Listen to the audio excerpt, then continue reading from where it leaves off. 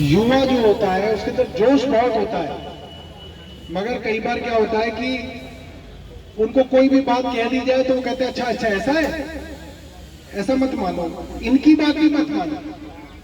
मैं जो कह रहा हूं वो भी सच मत मानना, उसको परखना।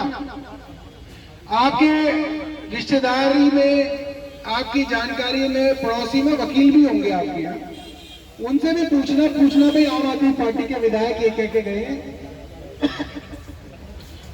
दिल्ली सरकार के मंत्री आए थे ये कह के गए हैं, सही कह रहे हैं झूठ कह रहे हैं, क्या है उनसे समझना पहले, ठीक है।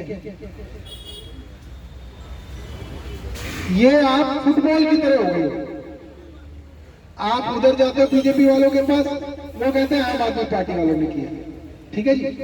आम आदमी पार्टी वालों के पास जाते हो वो कहते हैं बीजेपी वालों ने किया, ठीक है। और आप फुटबॉल की तरह ऐसे ऐसे ऐसे ऐसे घूम रहे हो, ऐसे घूम रहे हो जैसे गेस्ट टीचर घूम रहे थे। और मैंने गेस्ट टीचरों को भी ये समझाई थी बात, मैंने उनको कहा था तुम्हें ऐसे घुमाते रहेंगे, और ऐसा घूमना ना हो तो साधारण गांव की भाषा में आप समझ लो, वो कहेगी मैंने ऐसा कहा, वो कहेगा मैंने ऐसा कहा। आप आमने सामने कराता है गांव का आदमी, कहे भाई आमने सामने आ जाओ, तभी तो पता चलेगा पंचायत में, बोले वो अपनी कहेगा ये अपनी कहेगा। तो मैं आपको कह रहा हूं कि कोई बहुत ज्यादा इसके अंदर लिखत पढ़त की जरूरत नहीं है कि जी किस कागज में क्या लिखा है, कौन सी फाइल कहां जाएगी, कैसे जाएगी।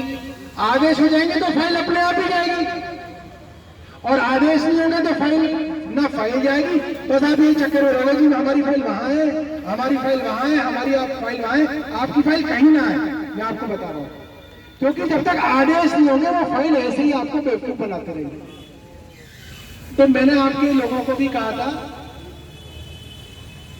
दो पावर है दिल्ली के अंदर, एक भारतीय जनता पार्टी की केंद्र सरकार द्वारा नियुक्त किए हुए एलजी साहब हैं, विनय सक्सेना जी हैं, एक दिल्ली की जनता द्वारा चुनी गई आम आदमी पार्टी की सरकार जिसके मुख्यमंत्री अरविंद केजरीवाल जी हैं, ठीक है। यही दो पावर है, इसके अलावा कोई तीसरी पावर नहीं।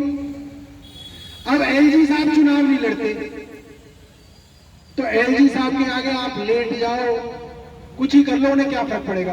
कोई फर्क पड़ेगा?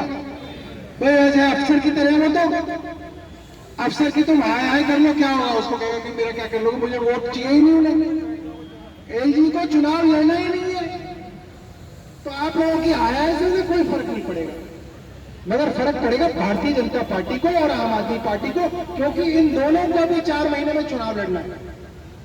4-5 महीने बाद दोनों पार्टियों को चुनाव लड़ना है और आप लोगों की वोट चाहिए। और ये बात मैंने एमपी इलेक्शन से पहले भी बोली थी, कई लड़के मेरे पास आते थे, मैं उन्हें कह रहा था अभी मेंबर ऑफ पार्लियामेंट का इलेक्शन है, 7 कैंडिडेट भारतीय जनता पार्टी के और 7 कैंडिडेट अपोजिशन के हैं। इन सब के पास जाओ, 14 के 14 को एलजी साहब के पास लेके जाओ और देखो काम कैसे नहीं होता। वो बहुत बड़ा मौका था, वो आपसे चूक गया वो मौका, आप मानो इस बात को। और ये मौका भी अगर आप समझदारी से नहीं चलोगे तो ये भी चूक जाएगा। क्यों? वो कहेंगे अरे यार इलेक्शन हो जाने दो फिर देखेंगे, फिर कोई ना देखेगा, इलेक्शन से पहले ही देखेगा तो देखेगा। मैं आपको बात बता रहा हूं।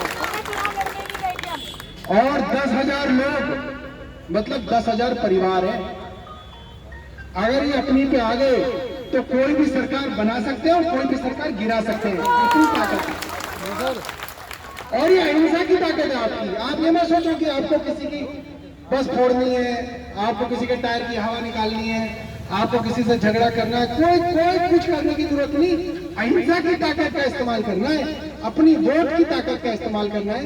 तो मैंने अब उनको ये बोला है कि भाई भारतीय जनता पार्टी के 7 सांसद चुने गए हैं, 8 इनके विधायक हैं, हमारे भी मित्र ही है, ऐसे कोई हमारी दुश्मनी नहीं है, मिलते रहते हैं। और 62 हमारे, 2 चले गए, उनके 10 हो गए, हमारे 7 हो गए, ठीक है। अब 60 हमारे पास है, 8 उनके पास है, 2 आउट हो गए, वो डिस्क्वालीफाई हो गए। वो एक दिन आप तय करो, ऐसा मत सोचो कि आज हो गया अब मामला खत्म हो गया, ऐसा कुछ नहीं है। एक दिन तय करो और एकदम मत करो कि कल कर लो परसों कर लो, 3 हफ्ते लो, 2 हफ्ते लो, चाहे तो 1 महीना ले लो, प्रेस कॉन्फ्रेंस करके बताओ कि जी इस तारीख को एलजी साहब से समय मांगे सारे आम आदमी पार्टी के विधायक, सारे मंत्री, सारे सांसद भारतीय जनता पार्टी के और सारे विधायक शांतिपूर्ण तरीके से एलजी साहब के दफ्तर में बैठेंगे। शांतिपूर्ण, कोई लड़ाई झगड़ा कोई ना, हमारी कोई जायदाद कोई ना बटनी है, कोई लड़ाई झगड़ा नहीं है। और आप भी एलजी साहब को चिट्ठी देके आओ कि जी इसका मैं फैसला करना, मंत्री से जो करवाना है मंत्री से करवाएंगे, एलजी साहब से जो करवाना है एलजी साहब से करवाएंगे, दो ही तो है। उस मीटिंग में एलजी साहब कह दें कि भाई ये चीज है जिसकी वजह से इनकी भर्ती नहीं हो रही, यहां तुम साइन कर दो, मैं वहां साइन कर दूंगा, आपके सामने कसम खा रहा हूं बच्चों की, जहां एलजी साहब कहेंगे वहां साइन कर दूंगा, कोई हमें दिक्कत नहीं है इसके अंदर। और हमारे जो मंत्री भी हैं वो भी जहां कहेंगे कि भाई इनको दोबारा भर्ती करने के लिए यहां साइन करना है, हम वो साइन करके कागज में वहीं पे हाथ से टाइप करने की जरूरत नहीं है, हाथ से लिख के उनको दे देंगे, इसके अंदर हमें कोई दिक्कत नहीं है। बशर्ते एलजी साहब जो है इस पे कहें कि भाई तुम ये लिख के दे दोगे, हम उनको भर्ती कर लेंगे, ये होना चाहिए आमने सामने। और फिर वो आदेश दे दे विभाग को कि भाई ये जो इनको लिखना था इन्होंने लिख के दे दिया, आदेश दे दे और वो आपकी भर्ती दोबारा वापस हो जाए, आप लोग दोबारा बहाल हो जाए। छोटा सा चीज है, बहुत ज्यादा लंबा चौड़ा नहीं है।